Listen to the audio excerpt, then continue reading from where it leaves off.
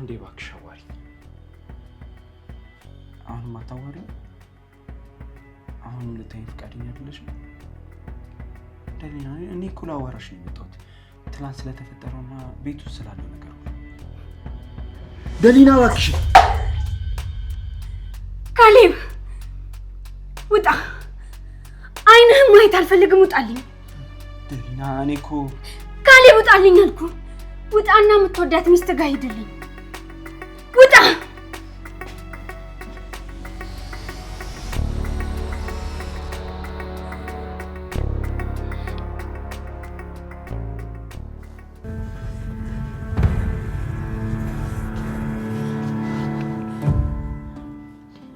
ምን ልጅ ፊትሽ ተለወጧል እኮ።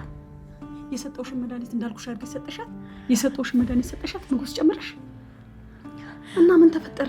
አዎ ማሚ፣ ደሊና ክፍል ውስጥ አለመኖሯን ካረጋገጥኩ በኋላ ነው የጨመርኩት። እሺ ታዲያ ምን አዲስ ነገር አለ? ጠጣችው? መድኃኒቱ እኮ ወዲያው ነው የሚሰራው። አይምሮ እኮ መናወጥ ይጀምራል። አይ አልጠጣችሁም ማሚ።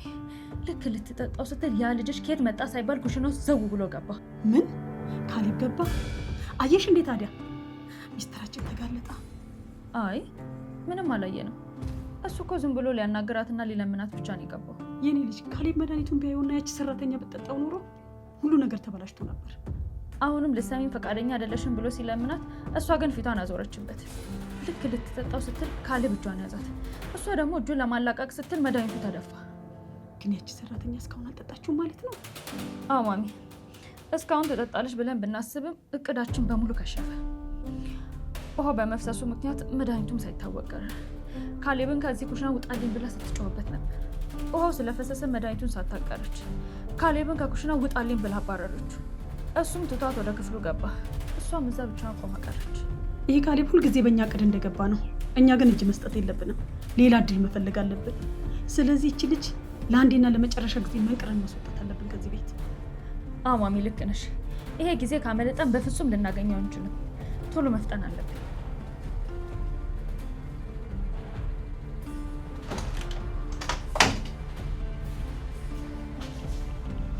ካሌብ ቆይ ምን ሆነ እንደዚህ እየተጨናነክ ያለው?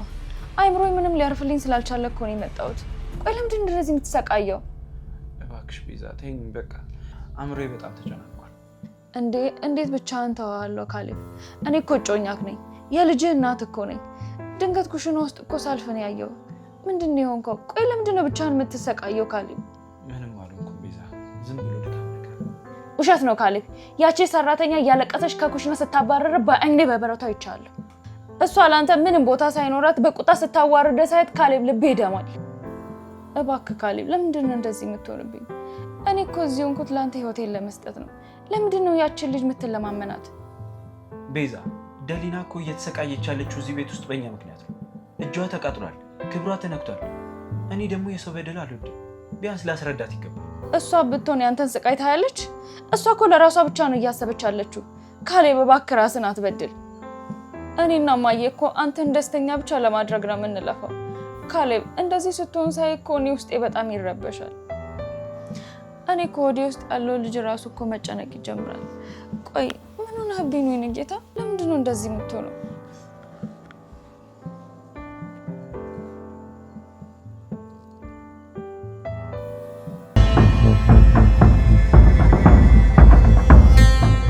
አንቺ ደግሞ ለምን መጣሽ? የምትሄጂበት የለሽም? ሂጂ ከዚህ።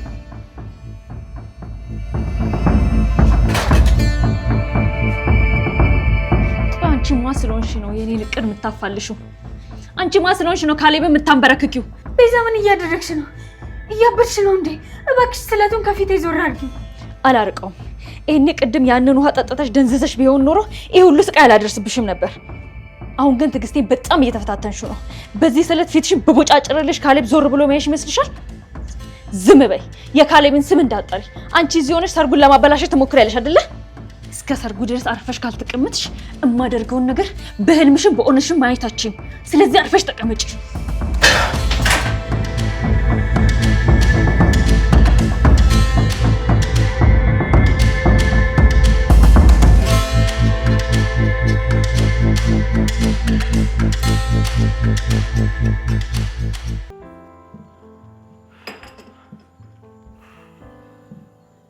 ካሌብ ምን ሆነሃል? እንዳበደ ሰው ወደዛ ወደዚህ የምትለው አይምሮዬን እኮ እያወቀው ነው። ቁጭ በል እስቲ።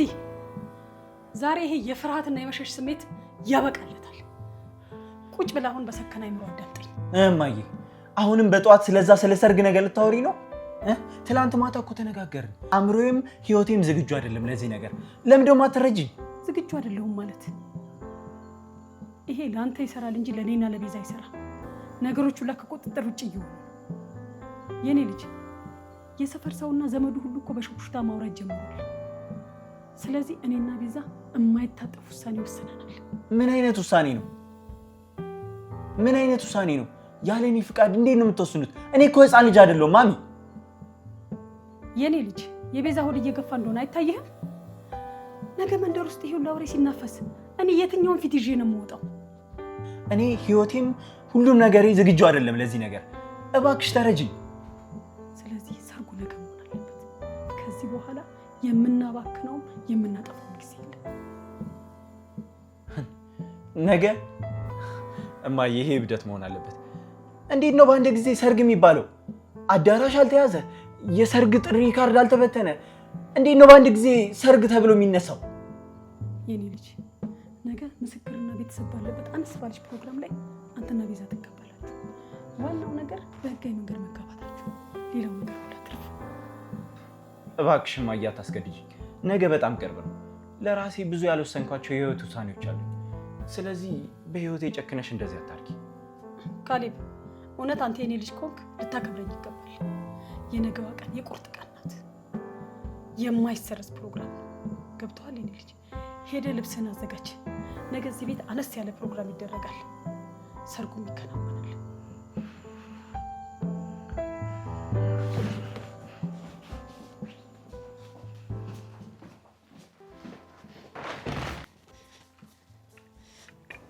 ማሚ ካሌብ ምን ሆኖ እንደዛ ተበሳጭቶ ሲሄድ ያየሁት?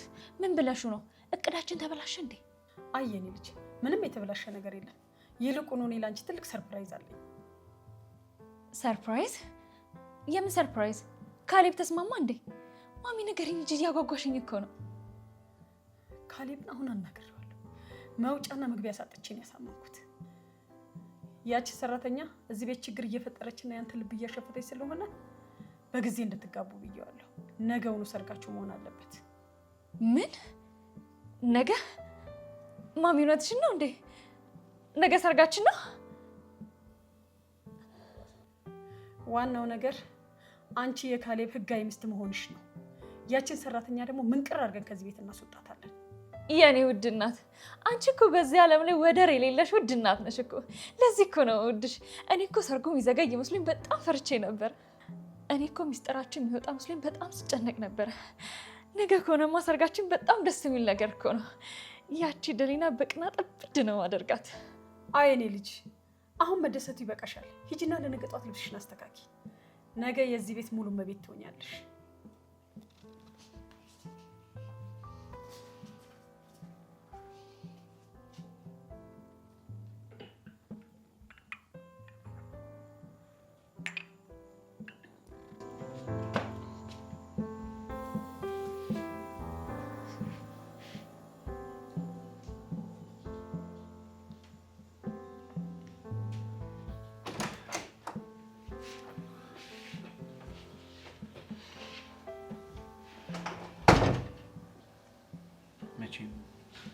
ሰምተሻል አይደል? እባክሽ ነገሩን ሁሉ በሌላ መንገድ እንዳታዩ። አዎ ሁሉንም ነገር ሰምቼዋለሁ። ነገ ሰርግህ እንደሆነና እዚህ ቤት ውስጥ በትንሽ ሰዎች ፊት ለፊት እንደሚደረግ ሰምቻለሁ። እናም ደስ ብሎኛል። እንኳን ደስ አለህ። እኔ እባክሽ ታውቂኛለሽ፣ እኔ ይሄን ነገር ፈልጌ የማደርገው ነገር አይደለም። ማሚና ቤዛ አስገድደውኝ ነው እንጂ እኔ ላንቺ ያለኝ ፍቅር ታውቂያለሽ።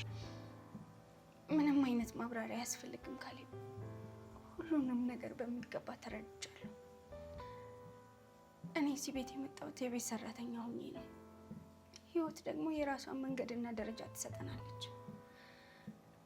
በዛ ላይ እናቴ የመረጠችልህን ትዳር ልቃወም አልፈልግም።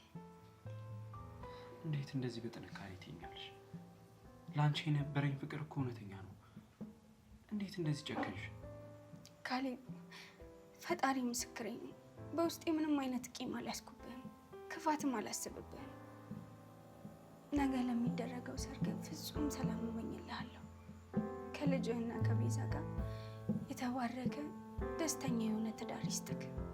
እኔ ሰላም እንድትሆን ብቻ ነው የምፈልገው።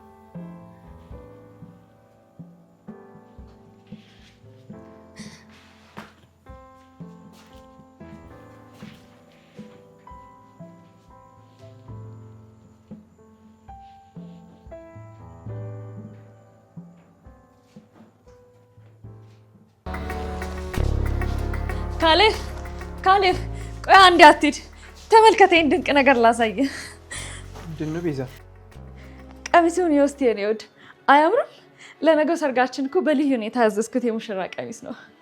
የዚህ ቤት ንግስትና ልዩ ሙሽራ አላስመሰለኝ? ካሌብዬ ያንተንም እኮ ልብስ መርጠንልሃል እኔና ማሚ ብታይ እንዴት እንደሚያምር። ምንድን ነው ይሄ የማይረባ ጌጣጌጥ? ቤዛ ይህ ሁሉ ከንቱ ድራማና ጌጣጌጥ ምን እንደሚያስፈልግ አልገባኝም። ማሚ እኮ ትላንትና ቀለል ያለ ህጋዊ ሰዎች ያሉበት ፊርማ ነው የሚደረገው ብላ ነበር። ምንድን ነው ይህ ሁላ ጌጣጌጥ? እና በትንሹ ቢሆንስ ካሌብ፣ ነገ እኮ የሰርጌ ቀን ነው። ያማረ ቀሚስና ደስተኛ ሆኜ ማሳለፍ መፍትሄ የለኝም እንዴ? ቆይ ለምንድን ነው እንደዚህ የምታፈይዝብኝ? ሰርግ? ይሄ ሰርግ አይደለም፣ መገደድ ነው ቤዛ። ይኸውልሽ ከፈለግሽ በቤት ልብስሽ መምጣት ትችላለሽ፣ እኔ ግድ የለኝም። ዋናው ነገር እኔና አንቺ መግባባታችን ነው አይደል?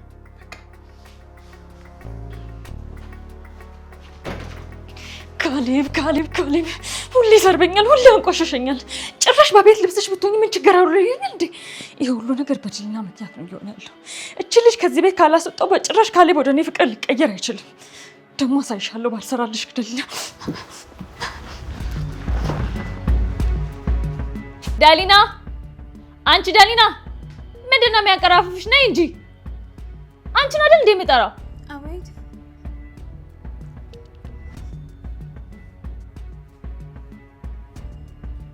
ቤዛ ምን ሆነሽ ነው? ለምንድን ነው ጧት ጧት ተነስተሽ በሙሉ ድምፅሽ የምትጮይው? ምን እንዳደረግልሽ ፈልገሽ ነው? እኔ ምንም እንድታረግልኝ አልፈልግም። ነገ የሰርጌ ቀን ስለሆነ የዚህ ቤት እመቤት ሙሉ በሙሉ መሆንበት ቀንና አንቺን የማቃጥልበት ቀን ስለሆነ ስጨፍሪ ማየት ስላማረኝ ነው። በይ ጨፍሪልኝ። ምን ጭፈራ እንዴ ቤዛ? እግሬ ያለበትን ሁኔታ ታውቂ የለም? እንኳን ለጭፈራ በቅጡ መራመድ አልቻልኩም። እባክሽ አታላቅጭብኝ። እኔ አላላገጥኩብሽም ካሌብ። እኔ ሙሉ በሙሉ አዋርዶኝ ቢሄድም ነገ እኔ መሆኑ አይቀርም። እሺ አሁን ትጨፍሪያለሽ ወይስ ማሚ ጠርቼ ላዋርድሽ? በያ ጨፍሪ።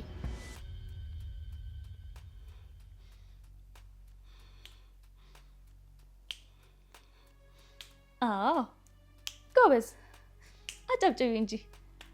ከፍ ከፍ አድርጊው፣ እግርሽን ከፍ አድርጊው እንጂ። ጎበዝ፣ እንደሱ ከፍ አድርጊው እግርሽን።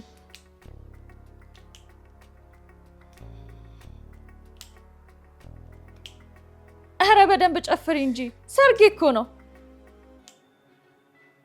እስክስ ከፍ አድርጊው፣ ጎበዝ። ወገብሽንም ያዝ ያዝ አድርጊ። ወገብሽን ያዥ እንጂ። እስክስ ጎበዝ፣ እንደሱ።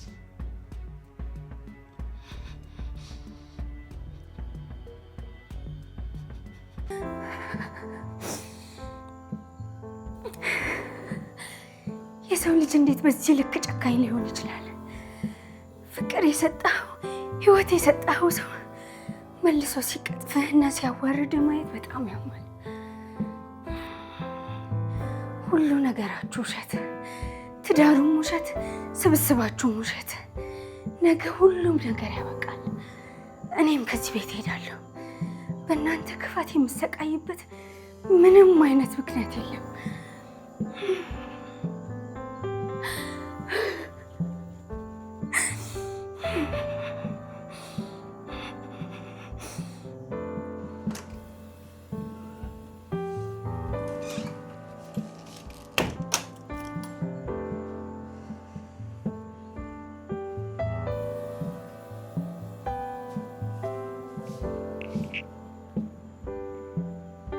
በዚህ ግርሽ ካሌብን እየተከተልሽ እኔ ስታስጨንቂኝ በፍቅርሽ ልታሳብጁ ስትሞክሪ ነበር አይደለ?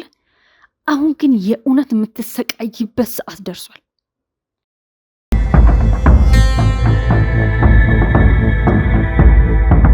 ነገ በሰርግ ቀን እግርሽ ቀርቶ መላ አካላትሽ መቆም ያቅተዋል። አልጋው ላይ ትቀሪያለሽ።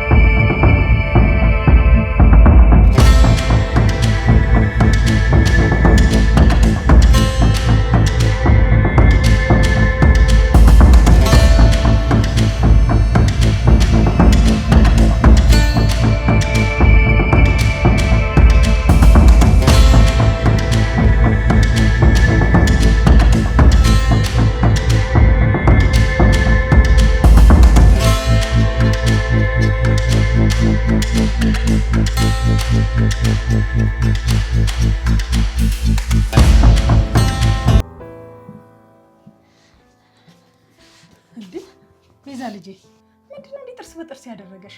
እኔ እዚህ አንቺን ሰርግ በማዘጋጀት ራሴን አደክማለሁ፣ አንቺ ጥርስ በጥርስ ሆነሽልኝ መጣሽ። ወይ ማይ ከካሌብ ጋር ከመታረቅ በላይ የሚያስደስት ሰርፕራይዝ ይዤልሽ ነው የመጣሁት። ምን አደረግሻት? ደገምሽ መታሻት እንዴ? ካሌብ ይሄን ነገር ከሰማ ሁሉም ነገር ይበላሻል። ልጄ አደራሽን ተጠንቀቂ። ኧረ እማዬ እኔ ጫፏን እንኳን አልነካኋትም። እሷ እዛ ኩሽና ስትተክስ እኔ በስውር ክፍሏ ገባሁ።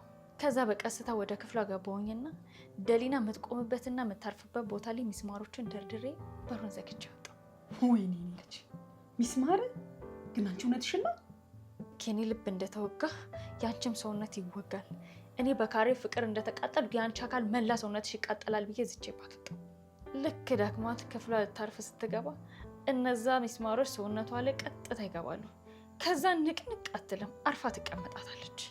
እሰይ የታባቷ እቺ ባለጌ እንዴ! የልጄን ልብ ልታማልል ጭራሽ የዚህ ቤት ጌታ መሆን ትፈልጋለች እኮ።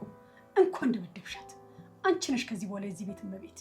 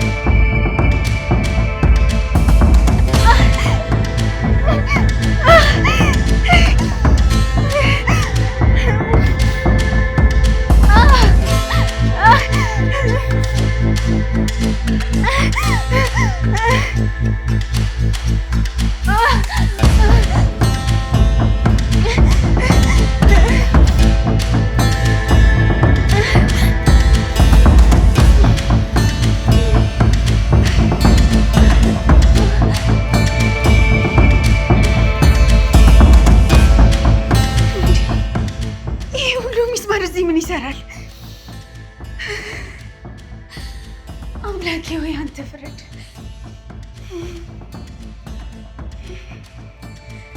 ቤዛ ይሄ ሁሉ ስራ ያንቺ ነው። አሁን ታበዛሽው። ይሄ ሁሉ ለምን? ከዚህ በላይ ልታገስሽ አልችልም። እኔ ልታጠፊኝ አትችይም። አዎ ልክ ነሽ እማዬ። ኧረ እኔ ፍጹም ዝግጁ ነኝ። ነገ ሰርጋችን እንዳለቀ የሐሰት የእርግዝና ማስረጃዬን በእጅ አስገባለሁ። ከዛ ካሌብ ለዘላለም የኔ ባሪያ ሆኖ ይኖራል። ያችን ደሊናን እያቃጠልኳት ነው የምኖረው። ኧረ እንደውም ከዚህ ቤት ነው ማስወጣት።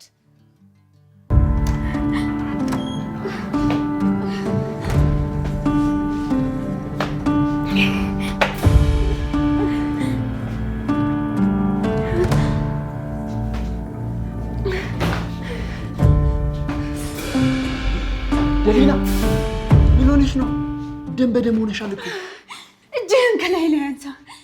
እኔን ለማናገር ሁለተኛ ቃል እንዳታወጣ።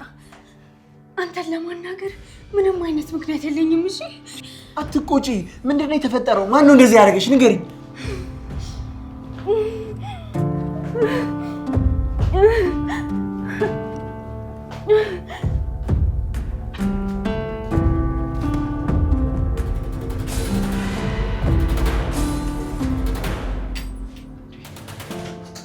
ምንድነው እየሆነ ያለው? ቆያው እንዳደም ከየት መጣ ደግሞ? ለምንድነው በጥላቻ ይለየች?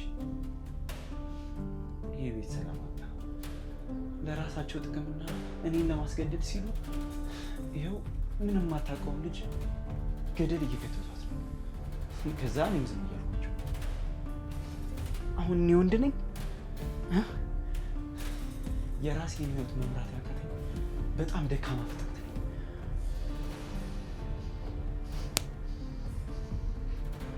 ቤዛ፣ አሁን ሁሉም ነገር ወደ ፍጻሜ ነው። የሰርጉም ቀን እየደረሰ ነው። ከዚህ በኋላ መጠንቀቅ አለብን። ካሌብ በጥርጣሬ እንዳያየን እያንዳንዱ እርምጃችንን በጥንቃቄ መንቀሳቀስ አለብን። አዎ ማሚ፣ እኔም እያሰብኩበት ያለሁት ጉዳይ ነው። ነገ ሰርጉ እንዳለቀ ካሌብ ወደ ሆስፒታል ይዞ የሚሄዱ አይቀርም። ይሄ የውሸት እርግዝና ከተረጋገጠ ማሚ፣ ካሌብ እዚህ ቤት ውስጥ ይገለኛል። ፍቅሩ እንዳለ ወደ ጥላቻ ነው የሚቀየርብኝ። ዝም በይ፣ አትጩሂ። ይሄንን ወሬ ግድግዳ እንኳን እንዳይሰማ። እኔ ሁሉንም ነገር አስረቼ ጨርሻለሁ። የኔ ልጅ፣ ነገ ሰርጉ ልክ እንደተጠናቀቀ ሆስፒታል መሄድ አለብሽ። ከዛ በፊት ግን ያን የውሸት የእርግዝና ማስረጃ እጅሽ ማስገባት ይኖርብሻል። ሚስጥራችንን ሊጠብቅ የሚችል ታማኝ ዶክተር በገንዘብ ልናገኝ እንችላለን እንዴ? እንዴ እኔ ልጅ፣ ገንዘብ ካለ ሁሉም ነገር እኮ አለ። እኔም ማውቀው የሆነ የላብራቶሪ ሰራተኛ አለ። በጣም ነው ገንዘብ የሚወደው። ጥሩ ገንዘብ ከሰጠነው ይሰራልናል። እሱም አሪፍ ነው ማየ። በእኔ በኩል ፍጹም ዝግጁ ነኝ። ችግር የለውም። ነገ ሰርጉ ከተጠናቀቀ በኋላ ይሄን የሐሰት ወረቀት በእጃችን እናስገባለን። ከዛ ካሌብ ለዘላለም የኔ ምርኮኛ ይሆናል ማለት ነው። ከዛ ደሊናን እድሜ ልኳን እያቃጠልኳት ነው ማለት ነው። ከዚህ ቤት ነው ማባረራት። የኔ ልጅ፣ ዋናው ነገር ከዚህ በኋላ ካሌብ ፊት መጠንቀቅ አለብሽ። እሱን ስታዩ ሆድሽን በመነካካት ራስሽን በመደባበስ ትወናሽን መስራት ብቻ ነው ካንቺ የሚጠበቀው። ምን? የቤዛ እርግዝና ውሸት ነው? የካሌብን ህይወት ለማበላሸት ይሄ ሁሉ ድራማ ሰርጉን እንዲያደርግ ብቻ